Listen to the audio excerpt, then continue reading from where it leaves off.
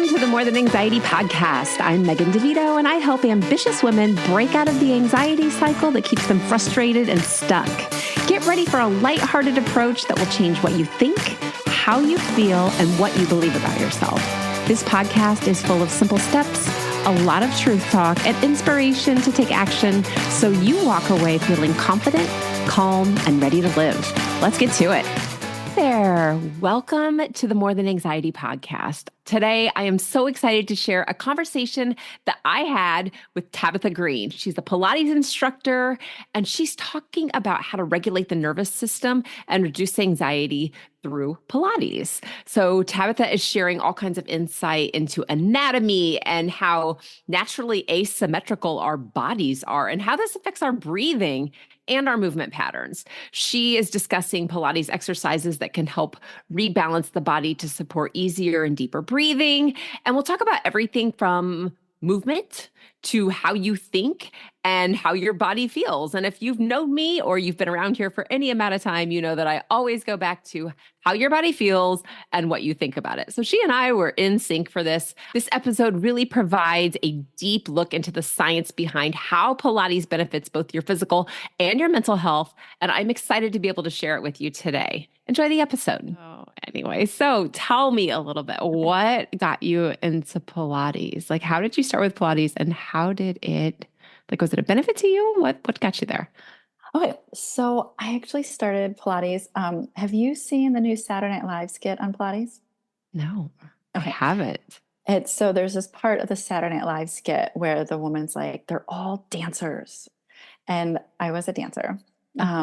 And I got into Pilates because there's very few ways to train that train through like a full range of motion, right? So like if you look at some of more of the traditional fitness models that you would have at a gym with like strength training, it's like front one day, back the other, lower, push, pull.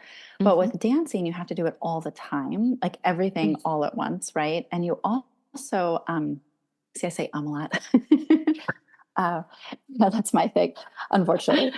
You also can't build bulk. Like our way through this. We are going to and like our way through. Exactly. With dancers, there's a look, right? It's not a politically correct thing, and you can't build bulk. You have to kind of be thin. So Pilates is really known for building a lot of strength without reducing your range of motion. So how far you can go. So in dance, it'd be how high you can kick your leg, right? Or and then you also have to, you have to have the flexibility to kick your leg to your head, but then also the strength because of my height. I'm kind of tall for a female dancer. I'm 5'10". I would also often be stuck as the base. I say stuck because you have to lift other people up. And that's, so I had to be flexible and strong, and Pilates really good at that. Okay, so dance brought you to Pilates. Dance brought me to Pilates. That's so fun. This is crazy because I feel like, things just kind of line up and everything. I just had this conversation with one of my kids about like, he's so into yoga and he's talking to me about how much it's helped his back and how he's like, no, I'm so strong. And he was talking about like when he was in college, he had a bunch of friends at his college who were dance majors. And he's like, the girls were like crazy. Like they were so strong and so flexible. And a lot of it, what they were talking about was with Pilates and how much that went. So I guess I didn't realize that Pilates and dance went together so much. They went together. So Pilates is the last name of somebody. It's Joseph Pilates. He's a German immigrant. He immigrated to the United States because he did not want to contribute to training the SS Army. He was asked to train the SS, and so he did not want to do that. So he moved to New York. He happened to open one of his first studios in New York in a building with dancers. And so physical therapy didn't exist back then. So dancers started coming around to his studio, even though he was really more of a military boxer training kind of guy. And he would help them. He would rehab them. So you would go see Joe if you were a dancer that got injured. And that's how it kind of got in with the dance world. Wow. Okay. That's really cool. So mostly first of all, I don't think I ever told you this. I used to be a history teacher. So as soon as you said he didn't want to train the SS, I'm like, oh, tell me more. Like that is my nerd button right there. I'm like, you want to talk about history too? Oh, we can totally talk about his history. It's not well known, right? Like it's not. I'm like, oh, that was really fun. Okay. So he's got people coming to him for dance. So we know there's benefits for dance, but beyond dance, because I'm not a dancer, but I've done Pilates before Right. and I've done bar before or yoga or those things. But how else does it expand?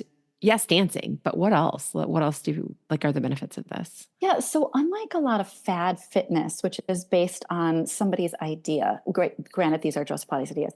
His idea was based on like creating a method, and it's based, I said based like 5 times, so we're going to add that to our word. Yep. Like and base. Uh, he his main idea, and he was so ahead of his time, speaking of nerding out, was that you needed to create a more breathable body, and this is how we'll tie it into anxiety. So breathing is a part of, it's the only autonomic function. So our nervous system has autonomic, which is automatic, and then functions that you can control, like me talking to you. Mhm. So the breathing is the only sort of function that we can control, but is also controlled, right? Like if I hold my Mhm. breath, I will eventually start breathing, even Mhm. after if I pass out, right? Mhm. So that's where he was like, well, if you do exercise to create a more breathable body, then you'll tap into this whole nervous system response. And he just didn't have the language of nervous system then, because this whole Mhm. explosion and buzzword about nervous system really is very recent with Mhm. a living scientist named Stephen Fortis. So all of the exercises were to make a more breathable body so you can detox, you can push blood through the system, you can oxygenate it. And it's actually kind of a brilliant method. It's not just, oh, I'm going to work the front of my body today and the back of my body tomorrow. It's like, no, every exercise we're going to do is in service of breathing better. The whole breathable body idea is so just the terminology behind that. I love it. And something that I know that I talk about a lot when I'm helping people like let's just pay attention to how your body feels right now. Does it feel like it's expansive? Does it feel like it's Yeah. contracting? But the whole idea of breathing is really expand and contract, right? Like what do Hmm. you notice here? And there's something about that term breathable body that feels so spot on and just even in terms of not breath but energy and how you are expanding or you're contracting. It's the same with the breathing, right? Like Yeah. we're going to inhale and exhale. And I know one of the things that when people are anxious, the thing that everybody says, just breathe. And I always laugh at that. I'm like, no one stopped breathing here. Like they may not be breathing efficiently or maybe correctly, but we are breathing. So Hmm. that is really great. And then, yeah, I think just the idea of the breathable body and that your whole entire body can breathe. Yeah, your whole entire body can be in service of breathing better. So when it's funny, I laughed at when you said when you're anxious and someone's like, just breathe, right? Yeah, right, It's not like you ever stopped. right. So there are different ways to tap into your nervous system. And if you're Mm, already anxious, breathing often isn't the way to get into it. mhm, But like you were saying with sensing, you can start sensing what's around you, sensing things that you're doing, which can lead to grounding. You can smell things, you can touch things, you can hear things. mhm. So the idea is that you can access regulating your nervous system if breath isn't working because you're so tripped up and you're so upregulated that Mhm. maybe one of the other senses could be a doorway in. Yes, definitely. And I think I remember I've told this story lots of times about when I was anxious for a very long time. But at one point, my mom's like, Megan, you got to go get help. So I went to therapy and they were like, I want you to breathe down into your, like deeper. So all of Yeah. my breath was just going like this far. And I remember leaving so frustrated and so angry because I'm like, no one can do that. No one can breathe that deeply. Air doesn't go there. And I had been so anxious and so basically holding my breath for so long that there was no way air was going down there. So how do you train someone? If there was somebody like me who, yes, I figured it out, but it took me a really long time. But using Pilates or using that breath method, how do you explain to people? Because I know how I explain it, but how do you explain how to breathe? So, first of all, I'm going to congratulate you. Your lungs are not in your stomach. And everybody's Yeah. like, oh, belly breathe. I'm like, no, no, no, no, no. Nah, there's none. No, belly breathing came because people were watching babies, like, oh, their bellies move when they breathe. Yeah. Yeah, but babies don't walk. So once you're upright, your belly yes, you can't be holding it tight like armor, right? You need to be Mm-hmm. more ninja than knight-like. Um, but you have to actually expand in your rib cage. So Mm-hmm. the science of it, this is not Pilates, this is just science. The science of Mm-hmm. increasing your capacity to inhale is actually through increasing your exhale. So if you Yes. want to down regulate, all you need to Yeah. do is exhale for longer than you inhale, but not to the point where you trip anxiety or Mm. make it worse. Yeah. So we often say, 3 deep breaths for a neutral experience.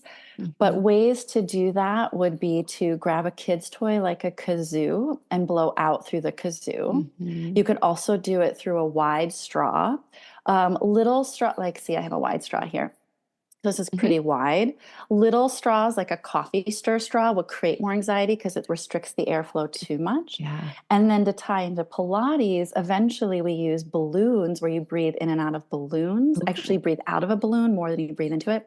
And then that gets into pelvic floor function, Ooh. which is very Okay. exciting. And that'll be a It whole actually nother is. Now I'm like, oh, now podcast. I have questions. Pelvic floor function and breathing is like its own thing. This could be an um, entirely separate episode. I'm like, talk to all of my perimenopausal friends over here about pelvic floor function, if you would. Oh yeah. Well, actually, it's funny. One of your questions was like, what could we do? And I was like, oh, well, I could have you have your podcasters bring a towel and a straw and we could actually do it here Yeah. sometime. Yeah. Okay. So breathing, the great thing about breathing is and then to tie it into Pilates is you can choose what breath you're going to do depending on how your pelvic floor functions and what you want out of the exercise. So when you breathe in, if this is my top diaphragm, which would be here, right? Mm-hmm. When you breathe in, the diaphragm actually goes down and flattens a little. It's like a mushroom. Mm-hmm. And then the pelvic floor does the same thing. So it actually ends up going like this. And then you have a Oh, vocal diaphragm that does the same thing. okay. And then to speak to your clients that are pre and postnatal or postpartum, if this isn't working, then a lot of times your breath pressure will go this way. And then that's what gives you diastasis and hernias. Well, hernias would have to be a lot more work, but that's Yeah. what leads towards diastasis or not healing of diastasis that's already there. Now, I had no diastasis idea. is normal in the third trimester of Right. pregnancy, and for Mm-hmm. most women, it clears up naturally. But if it Mm-hmm. doesn't, then a lot of times we look at it's called mismanagement of your inter-abdominal pressure.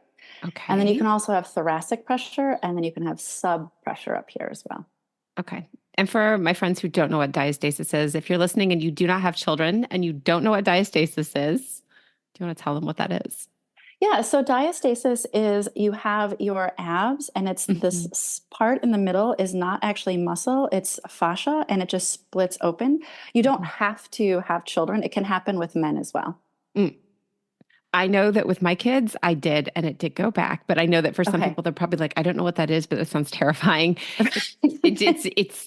It's not as bad as it sounds when you're pregnant, I guess, because everything else is messed up. I don't know about for guys, but for me, I remember thinking like, well, that's weird. But I had no idea what. I just thought it was because there's a baby, the muscles had to Mhm, move, and then they went back. I did not know it had anything to do with like diaphragmatic breathing or any of that. mhm. So look at that. I have no idea. Okay. Hey, yeah, That's and for so most good. people, right, so when we get into pelvic floor function, you have Hmm. this phrase where it's like, well, it's common, but it's not normal. Because doctors will often gaslight you. Oh, you leak after having a baby when you cough and sneeze. That's fine. That's normal. No, it's common, but it doesn't make it normal. And don't settle Right. for it, No. right? Like, I was leaking when I was pregnant with my second, and because Uh-huh. I'm a pre and postnatal Pilates instructor, I knew that was common but not normal. So I went to my doctor, and I actually educated my doctor and my pelvic floor PT, For you.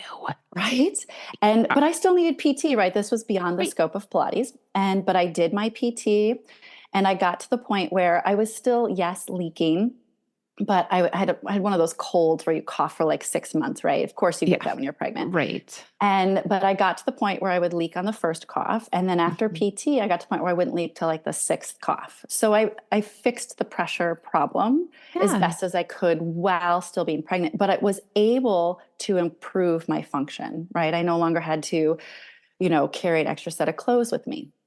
Yeah. Which right away, I mean, you're already carrying clothes for a baby after you have a baby. You don't want to have to carry Right. clothes for yourself as well. And it seems Exactly. crazy. Yeah. And That, it's embarrassing, yeah. like, so it was Yeah. great. And the clarification between common and normal, I think that needs to be said so much more often. I mean, we do say, Yeah. oh, that's normal. And I'm like, why?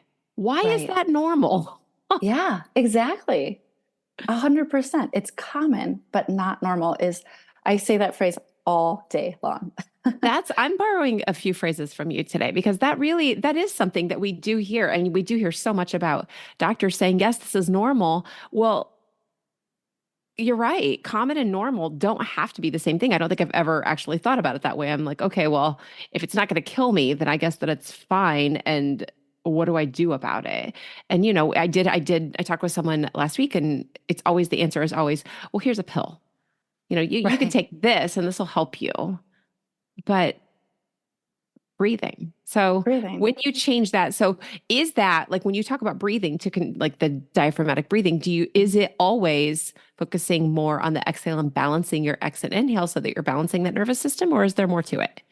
There's a lot more to it. So when you Hmm. start to look at the nervous system as a whole, I think a lot of people, a really common phrase that people use is when you're upregulated, you're in fight or flight. Hmm. And when you're downregulated, you're in rest and digest. There's Hmm. also more nuances to it, but let's just Hmm. stick with that for today. Right. What you ultimately want is that you want your nervous system to be a dimmer switch. So it's not just up, on, or down, off, but Hmm. you want to be able to go up as you choose and down as you choose. And then the state that you practice and live in the most, your body, as you were talking about earlier, will get to it, right? You had said, like, oh, at 4 o'clock, I'm anxious on the dot, right? Because Hmm. your body lives in 4 o'clock. So it's ready and primed and ready to go. Yep. So a lot of things is it's not what you do, but how you do it. So you can do Pilates for nervous system regulation just as well as you could do yoga or Hmm. walking or doing the dishes. But how you do it, if I'm doing it angry and frustrated and I'm doing it because I'm beating myself up, like a lot of motivation for people to exercise is I'm fat or my clothes are tight or um, fluffy. I think I use the word fluffy instead of fat, right? But Squishy. those squishy, yeah, yeah. Well, after having kids, right? Squishy, Right. Yeah. and menopause, right? Or you hit menopause and all of a sudden you gain 10 pounds, but you didn't change anything, Yeah. right? Yeah. Like perimenopause, all of a sudden you're like, wait, I hit 45. Why do I have an extra 10 pounds? I've done Right. nothing Yeah. different, So um, it's this idea of choosing how you do things so you can upregulate and downregulate Hmm. instead of just being on and off. So you're really looking for a dimmer switch. So to circle that back to breath, Hmm. when you exhale longer, you will automatically downregulate because you're getting more air out. Hmm. But you may not want to downregulate because let's say you're a performer and you're about to go on stage. Well, you don't want to downregulate yourself into taking a nap. You need to upregulate yourself into an excited state. So, excitement doesn't have to be anxiety. I actually feel like anxiety and excitement are often the same thing. The only Hmm. switch is your mental spin on it. Hmm. And in your nervous system, it has to do with the word play. Hmm. So if you're working on your nervous system, it's excitement with play or it's anxiety with fear. They're the Hmm. same energy state. It's just the spin on it, Hmm. which you don't. And here's the caveat: you don't always get to choose the spin because we don't get to choose what we register as safety or danger, and that's going to choose the difference between anxiety or excitement. So if I like like our culture is eye contact, smiling, like automatically we're now co-regulating with each other. If we hang out a little bit more, we'll probably get into something called positive reciprocity, where we go beyond co-regulation to like actually elevating each other up. Mm-hmm. But we don't get to choose how we feel about that. Like, so our body decides whether or not it's danger for us. And Mm-hmm. if you practice nervous system regulation through Pilates or something else or a breathing technique, you will skew your body more to read more safety cues than danger cues. So that you'll actually start to see the world through a lens of safety instead of seeing the world looking for the bottom to drop out or, that next best, worst thing to happen.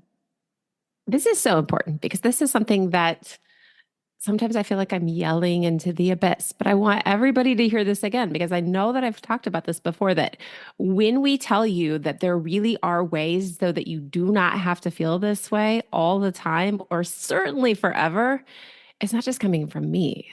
Like week after week, I'm having people that are Yeah. in this same place where you don't have to feel this way forever. And yes, remember that that feeling of anxiety is stored in your body, whether it's a memory Mm-hmm. or it's a time of day or it's a habit or it's just a place that you've been for so long that it's just lodged in there. But we always keep coming back to the thought Yeah. about what was it when we say trigger? What was it that I thought about when that trigger happened? And if you don't know what triggered you, it could have been anything from the way the light looked outside your window, something that just clicked a little teeny memory that you don't even remember. But it's what you think about how you feel that is really, really important. And just to know that this is really possible and that it's so, so simple when we can say, okay, you get to choose when you regulate your nervous system and you can choose. And again, we're going back to the idea that excited and anxious feel the exact same way inside your body. You just have to Mm-hmm. decide what you want to think about it.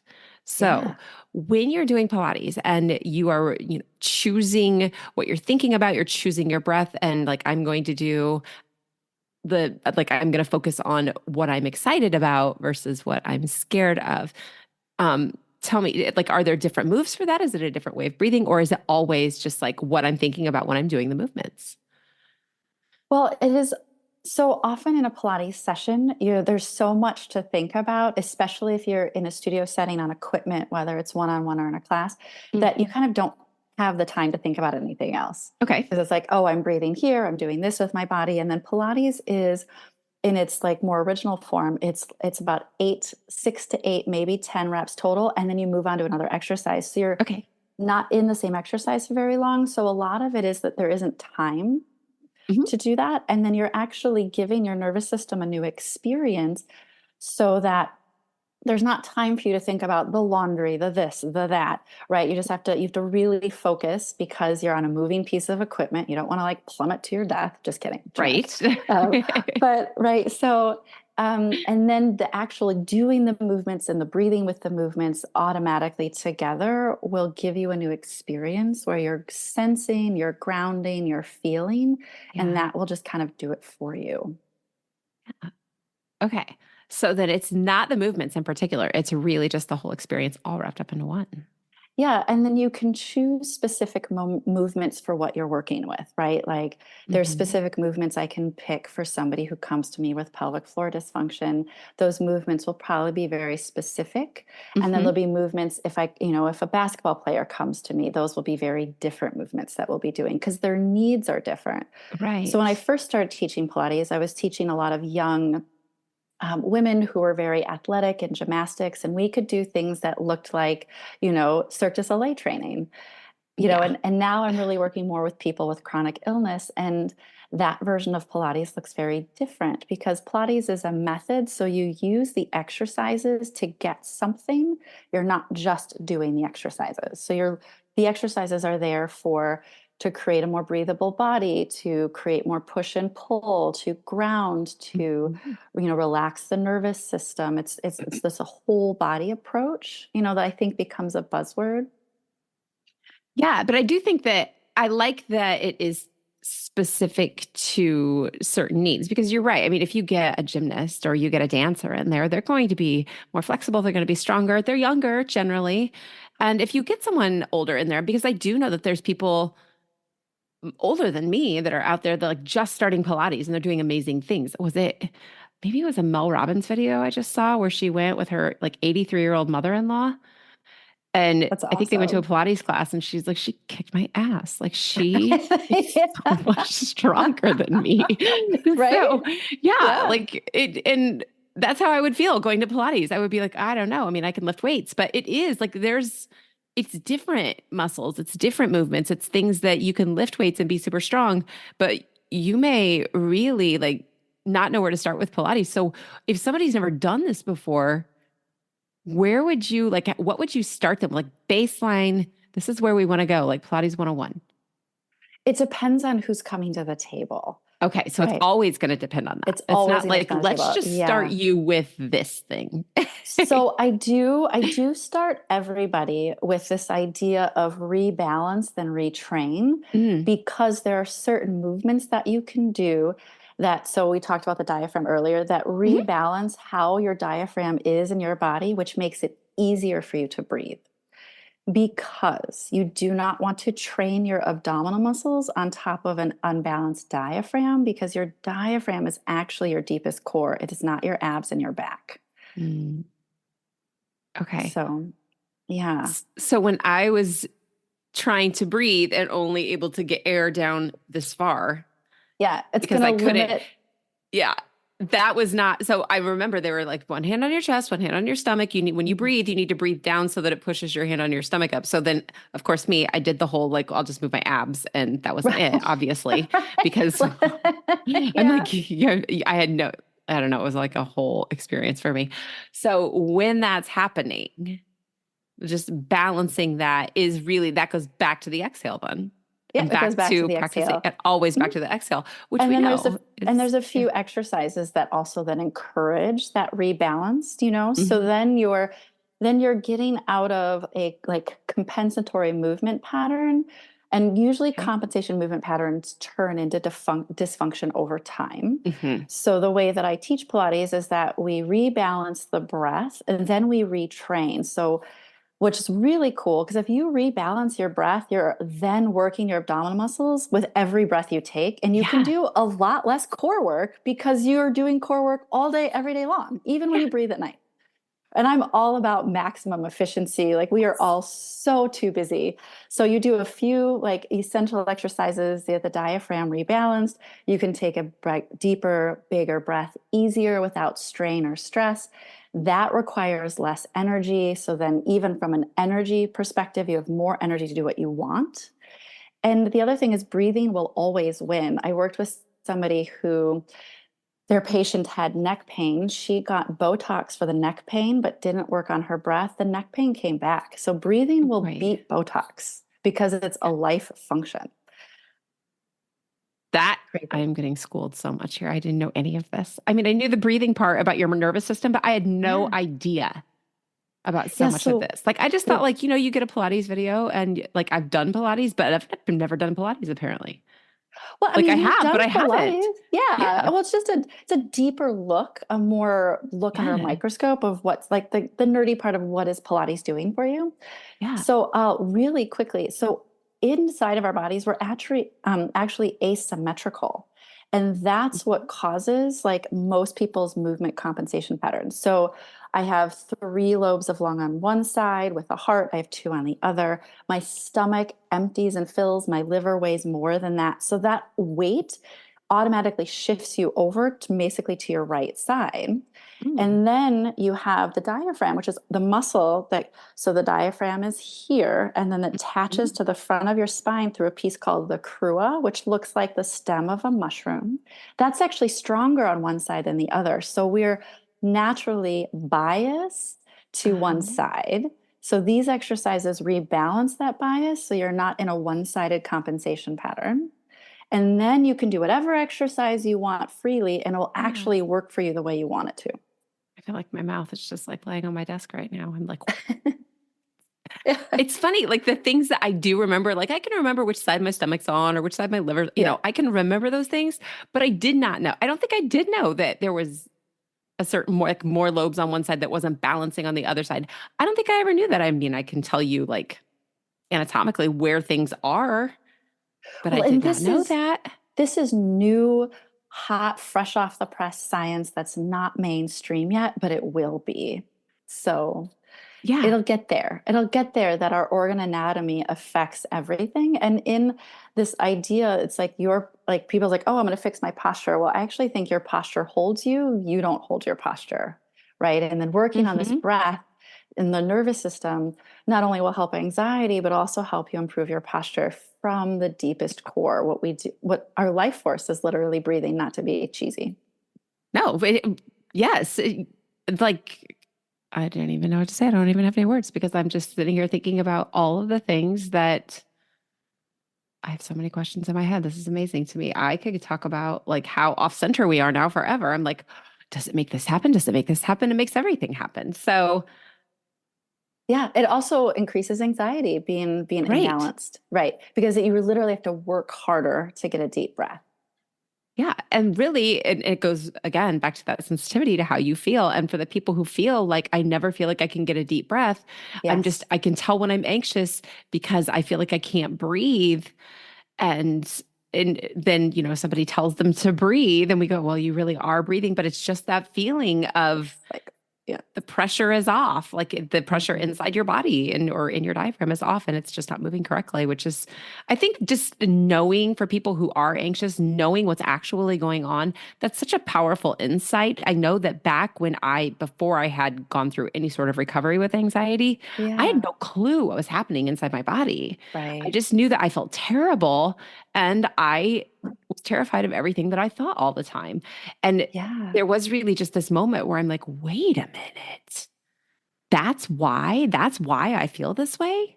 And to know that it really was, and, it's this hormone. This is what happens when this hormone, when your body gets filled with this hormone, this happens, which makes you feel this way. And I was like, "Ugh, are you kidding me? It was that easy. But it really, right, sometimes those insights, like I love that you shared just the really like the scientific basis of it because it can feel so outside of anything rational. And I think that when we can pull back into things that we really could, potentially look at or see or touch, and to be able to bring it back into like, look, there's factual basis in here. Your thoughts might be big and scary and not true and being generated out of fear. But when push comes to shove, here's what's actually going on. And just to know that it's because your body, this is what's happening. You can't help it that you have this many lobes and this is on the other side and that things are off right. balance, but you can work on it and you can correct it. Yeah, yeah. Good. And I think knowing is, it's not always going to help like in the moment, right? But it may help just notch it down a little bit, right? Mhm. Or that idea of fear or play, like what you're saying. Mhm. Like it's, if you know, like knowledge is power, Mhm. um, and then you just have to take it into sensing and grounding to affect the Mhm. nervous system. But right, like, oh, I Yeah. can't catch my breath. If I can do these few exercises and it's easier to breathe, I know it will kick down my anxiety. It's Yeah. empowering to have a plan. Yeah. And when you're not feeling it, your brain's not going to start trying to figure out what's wrong because it's not there, Right. which Yeah. is sometimes earth-shattering thoughts too for people who feel like it never goes away. So Well, and that's such good stuff. I also feel like, especially within like the chronic illness community, that a lot of times panic and anxiety are actually symptoms of something else. Mhm.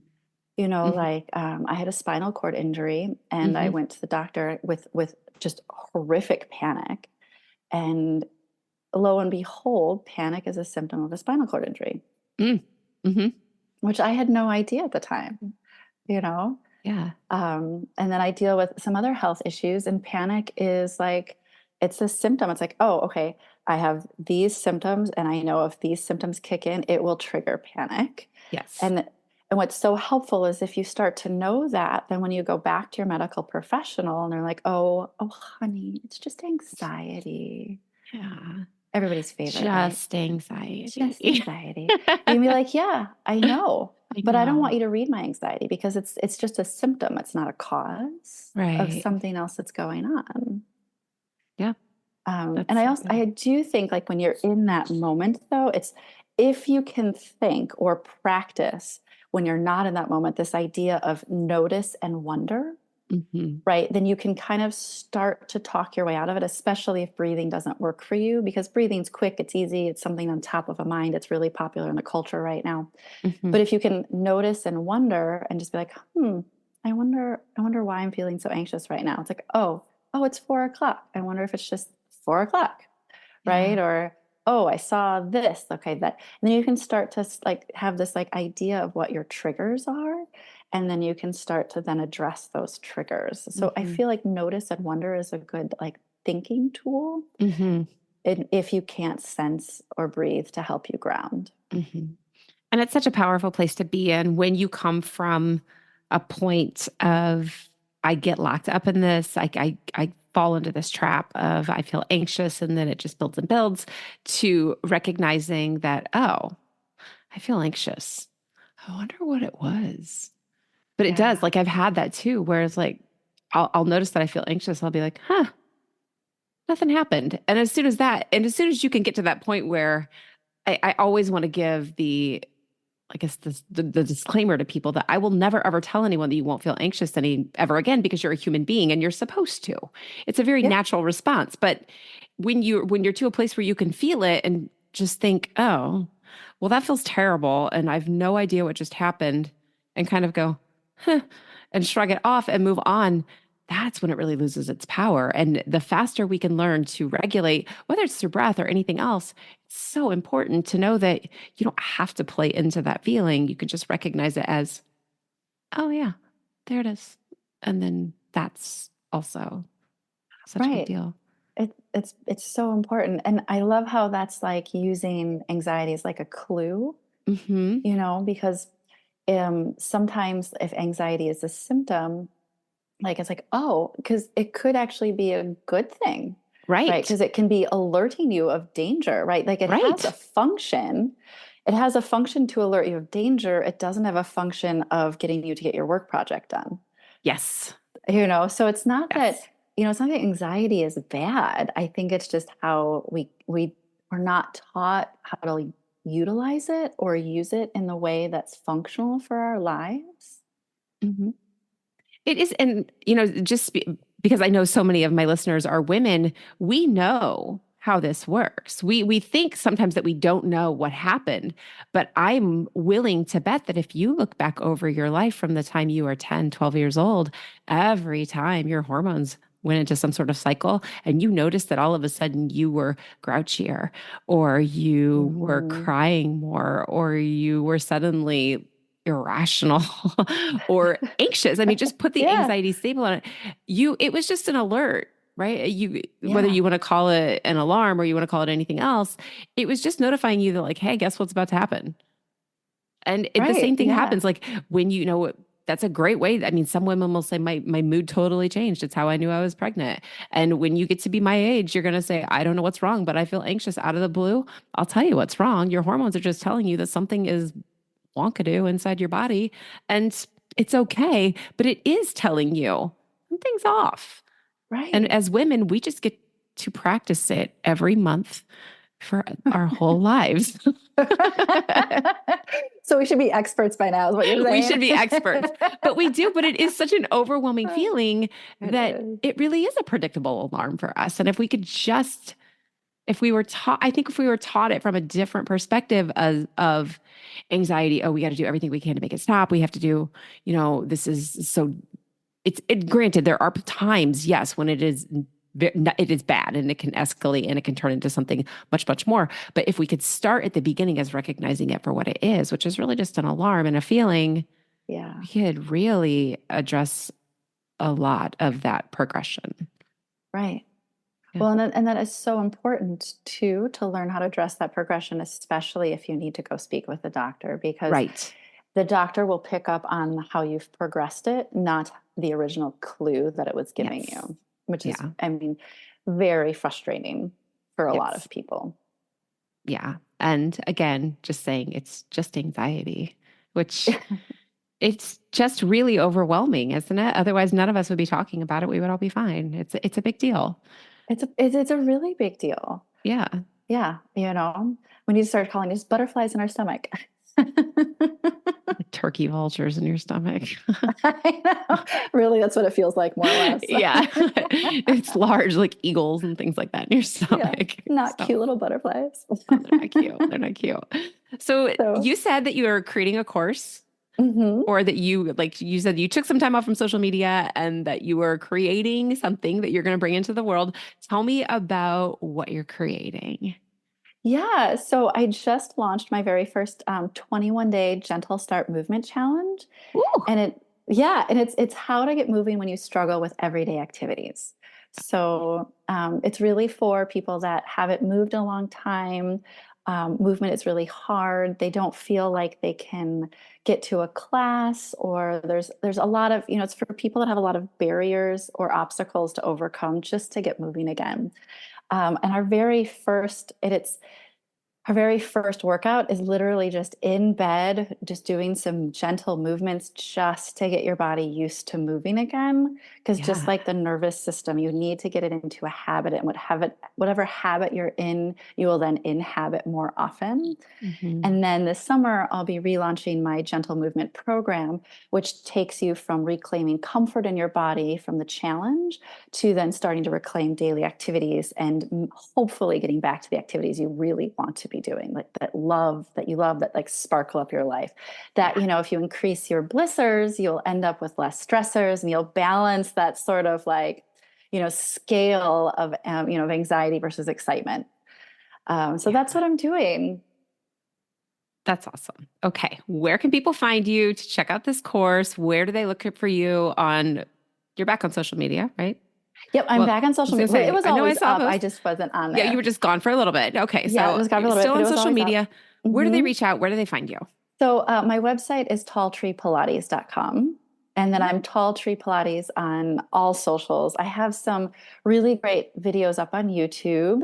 Again, the videos that I have right now up on YouTube are not for like athletes. Athletes can totally do them, but it may not like get that like type A like energy burn out. This would be more like for a rest day if you're an athlete. But if you haven't moved for a long time, it's just a really wonderful way to start where you don't overstart and then end up in a push crash cycle. Mm. Right. So it's really important when you start something new that you start at a level where it's not like, I'm going to do everything, I'm going to go full on and boom, and then you bust. It's like akin to being like a weekend warrior, right? Yeah. Yeah. So it's really to get you in the habit of moving without starting that cycle. So it's Tall Tree Pilates on Instagram and Facebook, LinkedIn, and even Pinterest. I'm kind of trying it all. Heck yeah. Yeah. That's great. I love that. So we'll That's so see, good. social media is like, I didn't grow up with it. It's like, so it's kind of foreign to me, but Yeah. it's funny. My kids actually help me with social media because they get it. Yeah. And they're not even on. I won't even let them on, but they still somehow get it. Yeah. It's funny. I have a bunch of my teenagers friends that are like, I watch all your videos. I'm like, oh, that's so nice of you. That's great. Yeah. But my own teenagers are like, don't put me in your videos. Right. Mom, cringe. No, do not put me in your videos. So, Yeah. oh gosh. Yeah, Thank you so much for being here with me and for sharing all of this. I learned so much. I'm Oh about my ready God, to that's like amazing. go get Yeah. on and like look at videos or like pictures of, I want to see how many lobes I have and where all of my imbalances are. And just so I'm like awareness. I think awareness is so good. And this was just fantastic. Thank you. You're welcome. Awareness is so important because It then, is. right, you can turn, like data just becomes stuff and it eventually becomes knowledge, but then it can Mhm. become wisdom, right? Something you For can sure. like live by, like, like the idea that's common but not normal. Yeah. Great. Thank you. Yeah. Thank All you. right. Yeah, that was great. I hope you enjoyed this episode of the More Than Anxiety podcast. Before you go, be sure to subscribe and leave a review so others can easily find this resource as well. And of course, if you're ready to feel calm, to stop overthinking and have a lot more fun, you can go to the show notes, click the link, and talk to me about coaching. I'll talk to you soon.